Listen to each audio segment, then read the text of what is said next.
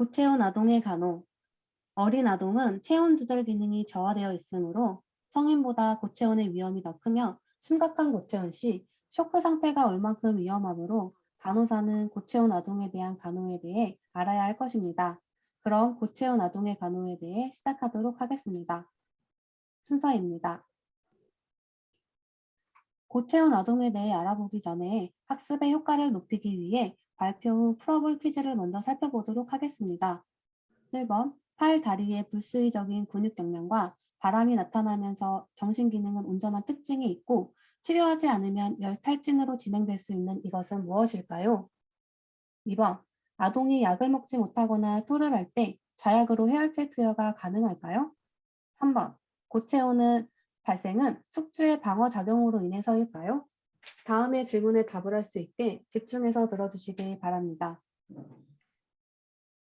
고체온, 하이퍼테미아는 환경적 요인과 대사장애, 체온 조절 기능 장애, 약물로 인해 발생합니다.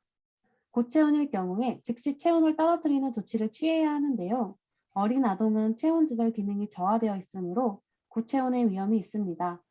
고체온일 때 해열제는 효과적이지 않으며 응고병증과 간 손상 등의 부작용을 일으킬 수 있습니다. 고열의 4가지 상태가 있는데요. 이는 연속성으로서 진행하게 됩니다. 열 발진은 땀샘이 막혀 땀이 원활히 표피로 배출되지 못하고 축적되어 생기는 홍방과 굳은 발진이 특징이며 이때에는 환부를 시원하게 하고 건조하게 유지하게 하며 발진용 불말가루 및 연고 사용을 통해 치료할 수 있습니다. 열 경련은 팔과 다리의 불수의적인 경련과 바람이 특징이며 치료하지 않으면 열탈진으로 진행하게 됩니다. 이는 땀을 많이 흘려 염분과 수분이 손실되어 탈수와 열성탈진에 이를 수 있기 때문입니다. 이때에는 경련이 일어난 근육을 마사지해줘야 하며 경련이 멈췄다고 해서 그만두지 말아야 합니다. 또한 수분 보충과 시원한 곳에서 휴식을 해야 합니다. 열 탈진은 직장 체온이 37.9에서 39.9도이며 역시 열탈진을 치료하지 않으면 열사병으로 진행될 수 있습니다. 열 발진, 열 경련, 열 탈진은 정신 기능이 온전한 것이 특징이고 열 탈진의 치료는 열 경련과 같습니다. 열사병은 직장 체온이 40도 이상이며 정신 상태에 변화가 오고 정상 체온 조절 기능이 상실되어 생명을 위협할 만큼 위험한 상태입니다. 기도의 확보 및 유지가 중요하며 산소 투여와 정맥로를 확보하여 치료하는 것이 중요합니다. 그렇다면 여기서 열과 고체온의 차이를 잘 모르시는 분들이 있으실 텐데요. 차이점에 대해 짚고 넘어가도록 하겠습니다.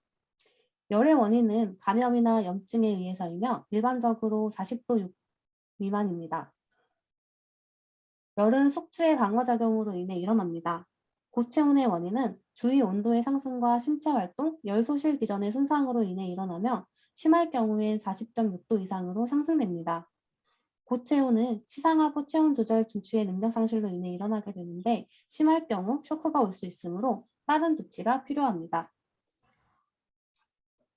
정상 체온은 체온을 재는 위치에 따라 조금씩 차이가 나는데요. 일반적인 아동의 체온 측정은 고막 체온계가 빠르고 편리하지만 정확도에 영향을 주는 요소가 많기 때문에 겨드랑이로 측정하는 것을 추천합니다. 겨드랑이 측정 시 땀을 잘 닦아야 하며 센서가 중앙에 들어가 있는 것을 확인 후 팔을 밀착시켜야 합니다. 구강 체온계는 체온계를 깨물 수 있으므로 어린 아동에게는 추천되지 않습니다. 고막 체온계 사용 시 귓바퀴를 후하방으로 당겨 반복 측정하는 것이 정확합니다.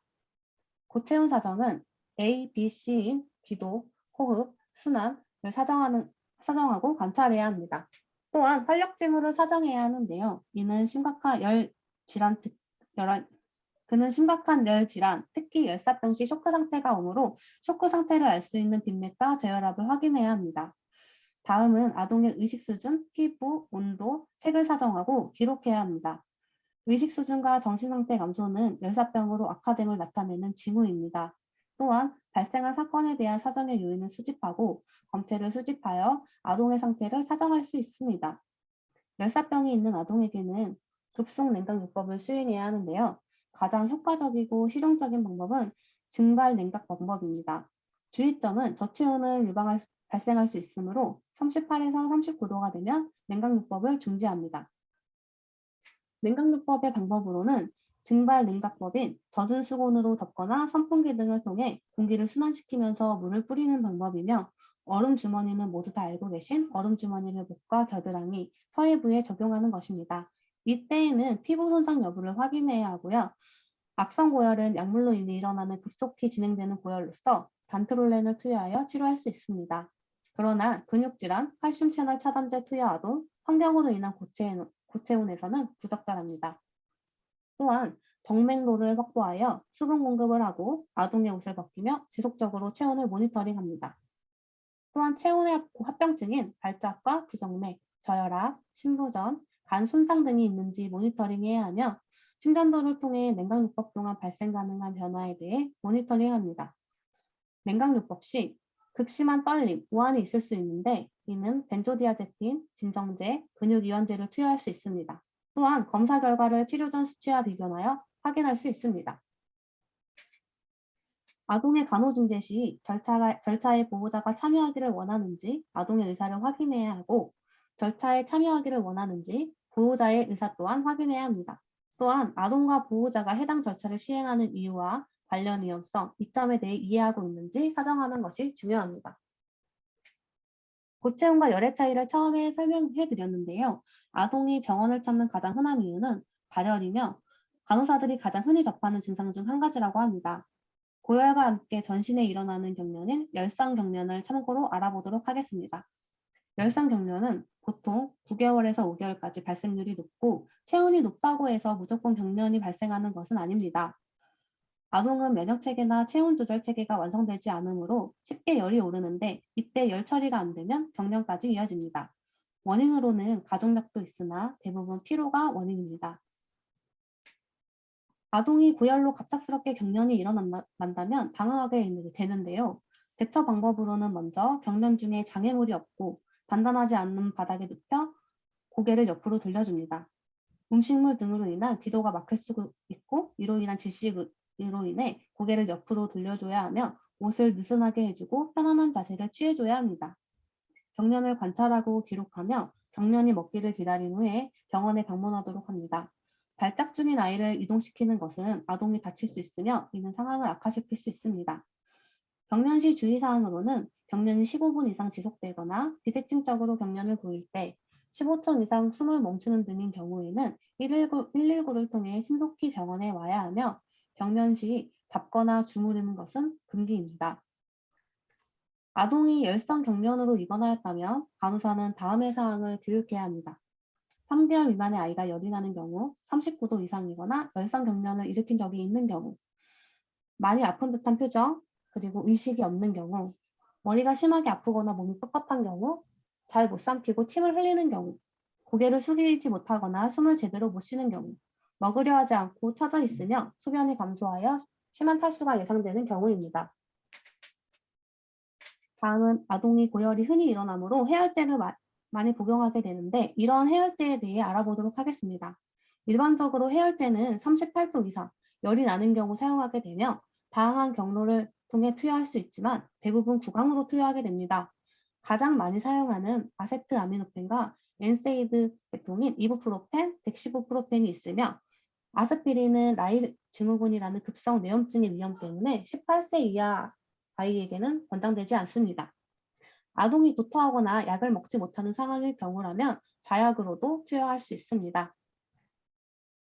지금까지 고체온 아동의 간호에 대해 알아보았습니다. 이제 앞전에 보았던 퀴즈를 풀어보는 시간인데요.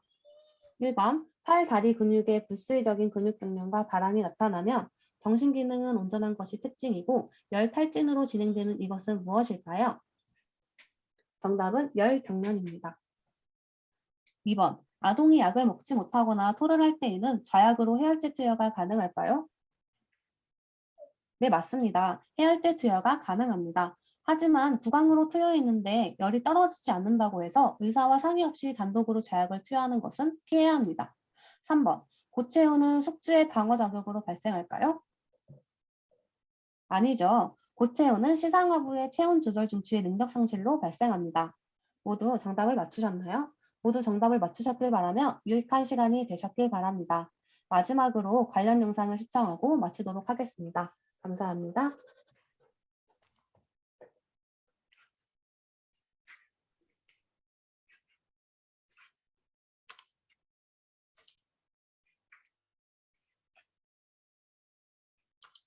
과학 읽어주는 언니.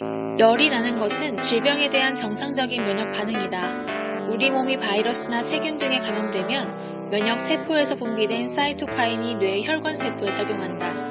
그 결과 프로스타글란딘 E2라는 물질이 합성돼 체온 조절 중추가 자극되면 체온이 오른다. 감염됐을 때 체온이 오르는 이유에 대해서는 면역 세포가 체온이 적당히 상승한 환경에서 더 활발한 항균 작용을 한다는 가설이 있지만 아직 명확히 입증되진 않았다. 문제는 대부분의 부모가 자녀의 열에 대해 과도한 공포심을 갖고 부적절하게 대처한다는 점이다. 이를 발열 공포라고 부른다. 연구에 따르면 연구 대상자인 부모 절반이 37.8도를 발열의 최저 기준으로 38.9도를 고열의 최저 기준 체온으로 잘못 인식하고 있었다. 보통 발열은 38도 이상, 고열은 40도 이상으로 정의한다. 특히 해열제를 잘못 사용하고 있는 것으로 드러났다. 74.2%가 잘 자는 아이를 깨워 해열제를 먹인다고 답했다. 36개월 이상의 평소 건강한 아이라면 38.3도 이하의 미열은 별다른 처치를 하지 않고 기다려도 된다. 최근에는 다양한 백신이 개발돼 심각한 세균에 감염되는 경우가 예전에 비해 줄었으며 설사 감염되더라도 치료에 실패하는 확률이 줄었기 때문이다. 즉, 요즘 아이들이 열이 나는 원인은 대부분 3일 정도 지나면 호전되는 바이러스 질환이다. 한편 해열제는 열이 나게 하는 프로스타글란딘 E2를 억제하는데 증상은 완화하지만 근본 원인은 치료하지 못한다. 따라서 해열제는 아이가 많이 힘들어할 때만 먹이면 된다. 미국이나 영국 등에서는 오히려 해열제 남용 부작용을 경고한다. 해열에만 집중하면 오히려 아이를 더 힘들게 할 수 있다는 얘기다. 단 3일 이상 고열에 시달린다면 뇌막염, 요로감염, 폐혈증 등 심각한 세균 감염일 가능성이 있으므로 빨리 병원을 찾아야 한다. 재밌죠? 참 쉽죠? 마음에 들었다면 구독 버튼 꾹!